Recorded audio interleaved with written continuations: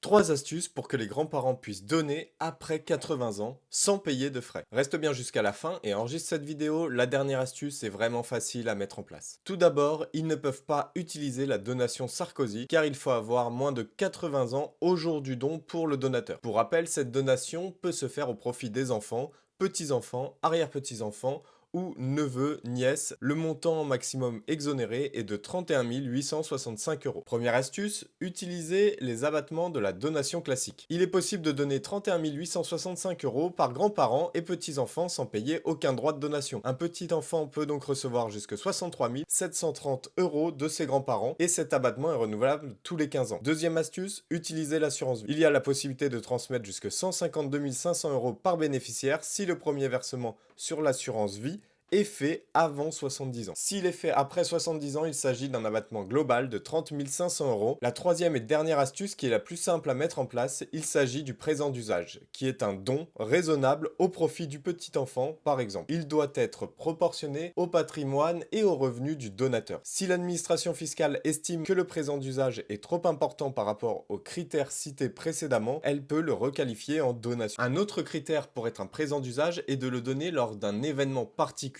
comme un anniversaire, mariage, Noël, obtention d'un diplôme ou autre. L'astuce ici est de multiplier des petits présents d'usage plutôt que d'essayer de faire un gros don qui peut être requalifié par l'administration fiscale. Dans tous les cas, il est préférable d'anticiper la transmission avant les 80 ans. Et toi, papy commence à donner ou il garde tout pour lui? Abonne-toi pour apprendre à investir correctement et à construire ton patrimoine.